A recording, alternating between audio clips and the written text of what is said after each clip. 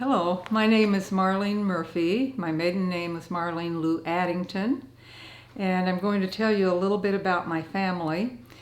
My mother was about 19 years old when she got married. She had gone through normal school and was a school teacher, and she married a young man who was going to the University of Arkansas in Fayetteville, Arkansas.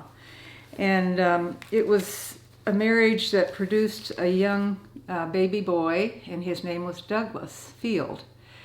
It turned out that her husband, whose name was Judson Field, was quite abusive, and it really upset him that the baby cried so much. And so one day he said to my mother, "I'm going to kill that baby if you don't get him to shut up, quit crying." Well, my mother was very upset because he was an abusive man, and she knew that, and so she took the baby away, took Douglas to her mother and father's home, and there she lived. Well, Judson Field wanted a divorce, and he had many girlfriends that were interested in him anyway. He was so handsome. And so they were divorced. My mother, it was during the Depression, and my mother had trouble getting a job, but she finally got one at Aunt Jane's Tea Room. Not much money, but it brought in a little bit to pay for her baby because his father did not pay a penny for his upkeep, for his food or anything. So she worked, and she had an interesting thing happen while she was working.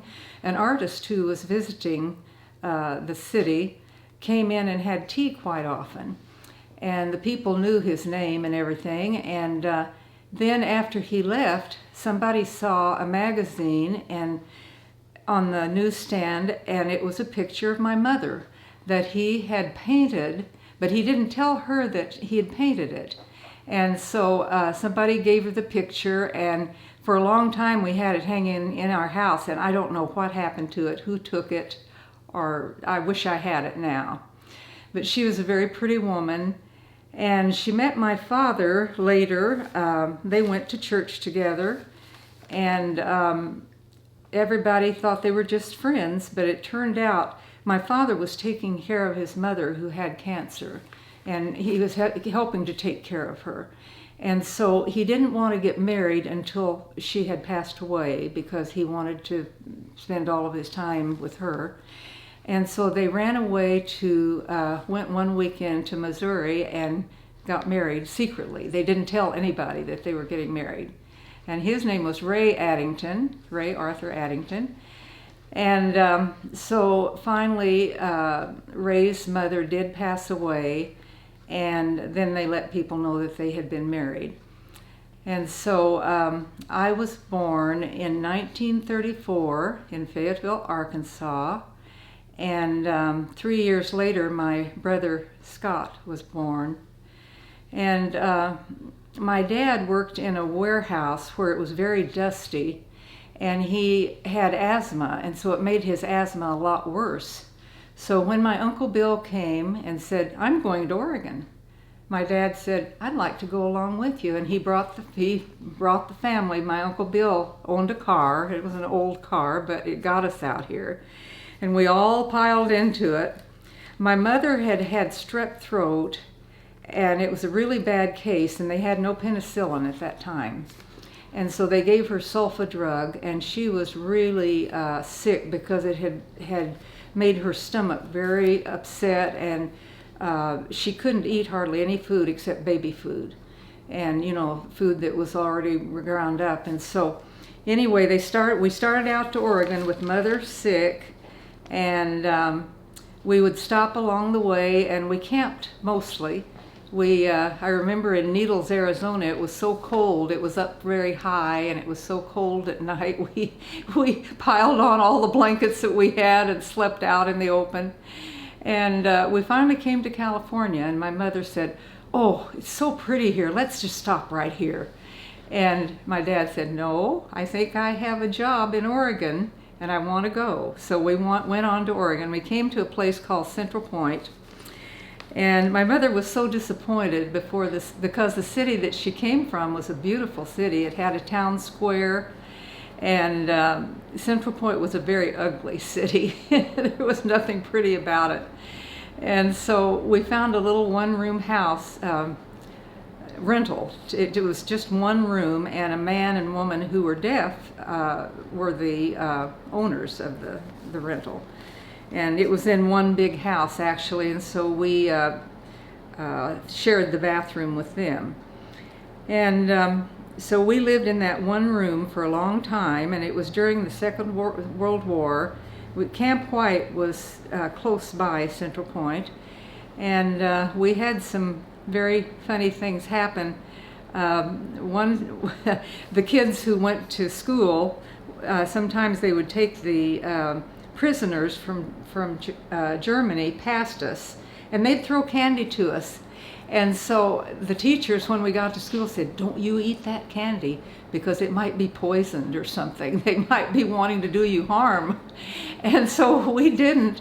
But one time my brother Scott and I were by ourselves because my mom and dad went grocery shopping, and we heard on the radio that some German spies had escaped from Camp White. And so we didn't know what to do because our mom and dad didn't know about that, and we thought, what if they came to our door? What would we do? They'd probably want to do us harm, you know. And so Scott said, "I know what we do." And he went and got a lot of knives out of the drawers and put them on the table, butcher knives and all kinds. He said, "If somebody comes to the door, I have these knives." And so about that time, somebody knocked at the door, and we were just sure it was a German, escaped German. And so Scott picked up the biggest butcher knife he could find, and he went to the door, and he was trying to think of something that would scare the Germans, and he thought that "jaw" might sound German. And so he opened the door and said, "Jaw!" and put the knife up in the air. Well, it happened to be our landlord, and he jumped about a foot and went running off. And later my dad explained to him why we were acting that way. And another time I had a girlfriend, and I don't know why we didn't want to play with the superintendent of school's daughter. Maybe, I don't know why we didn't like to play with her. But anyway, she would come and look in the windows and everything. I think she wanted to play with us, and it was kind of mean of us not to play with her. But anyway, we decided we'd fool her, and so I had my girlfriend get up on the dining table, and I covered her with a sheet, and Lolly was the girl's name, and she was looking through the window, and she knocked on the door, and I went and I said, "I'm going to do an operation on her." And so I'm all ready to do it, and I got out some knives, and she looked through the window, and I had this knife out pretending I was going to operate, and she ran and found her dad and brought him back. He was the superintendent of schools. Brought him back, and he said, "What's going on in here?" And so then we told him we were just fooling her. We didn't really mean to scare her so much. But we moved from that one-room house. While we were there, my little brother Scott fell and broke his arm, and oh, I'll have to tell about that too, because there were hardly any doctors. All of them were in the Army or Navy or, you know, with the war going on. And so he broke his arm. He fell on a rock in the yard. And so Mother and Dad borrowed a car from somebody and took him into the hospital. Well, there was one doctor at the hospital, and he had been drinking. He was drunk. It was a Sunday that happened. And so he put him, you know, on the table, and he put the cast on his arm, and then he had a bunch of the stuff left over, the plaster, and he smeared it all over Scott's stomach. It made Scott so mad he reached up and just socked him right in the face. And I think that sobered the doctor up a little bit to have that happen. But we moved from that single room to a house on 3rd and Maple Street in Central Point, and my mother and dad had to walk out to where Twin Creeks is right now, from 3rd Street to go to work every morning. They worked for Otto Boner, and so they had to walk to work and back home from work.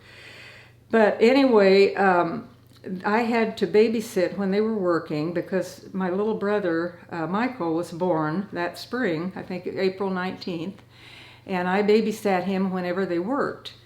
Well, one really hot day in August, they went to work, and it was so hot in that house, of course, no air conditioning, no fan even. And I was having trouble with baby Michael because he would not go to sleep. He was so, so hot. So I thought, well, I'm just going to take him outside and put him on the lawn. And I took a little receiving blanket, it was a very small blanket, and put it on the lawn and put him down, and pretty soon he went to sleep. And we were kind of in the shade, so it was much cooler out there. And so I thought, oh good, I'm going to go back in and wash dishes. So I'll have them washed. I didn't get them washed yet before Mother and Dad come home because I usually had to help them fix something to eat.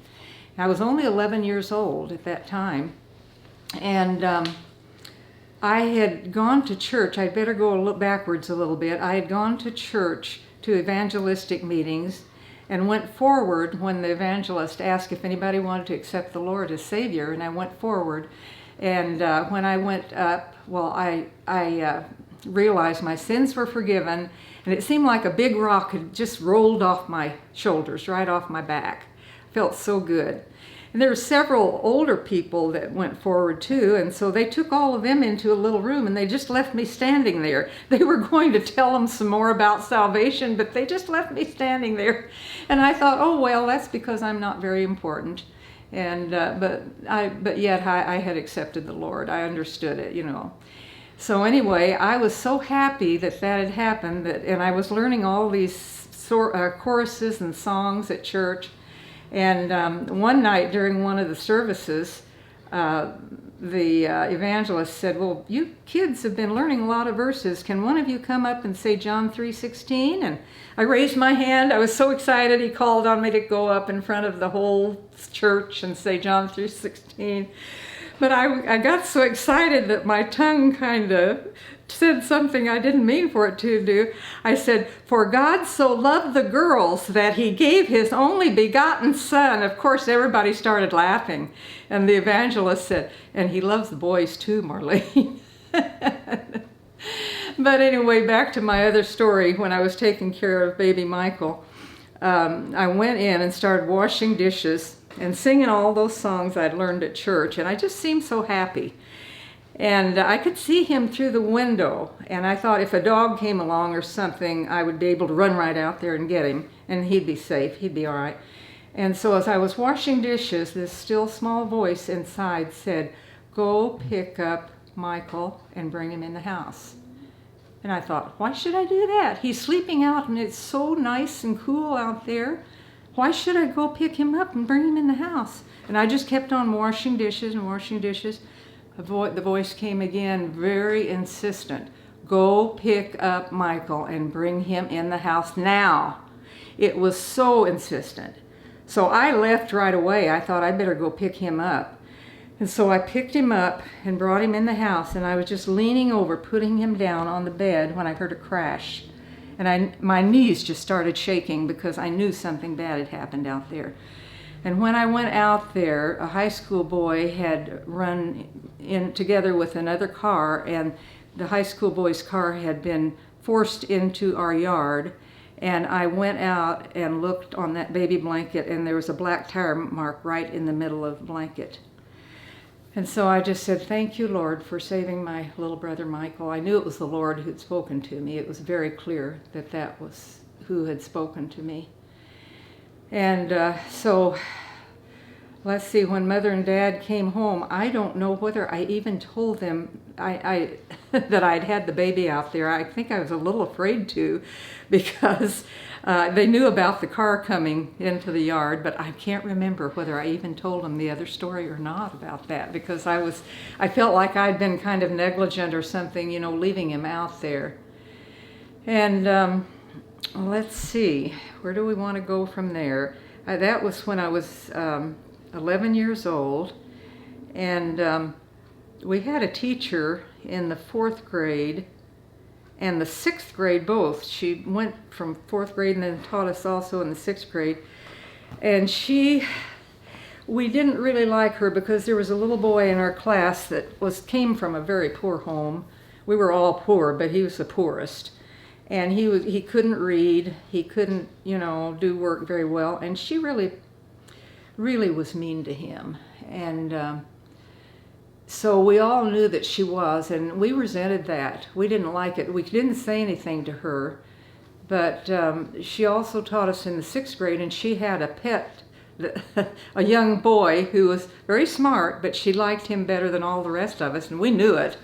And she'd let him do anything he wanted to do, and he never got in trouble. Well, one time she went out of the room to do something, and she said, "Now, if any of you talk, I'm going to keep you in at recess, and I'm going to keep all of you in at recess." And so we were all real quiet, except for this one boy. His name was Neil.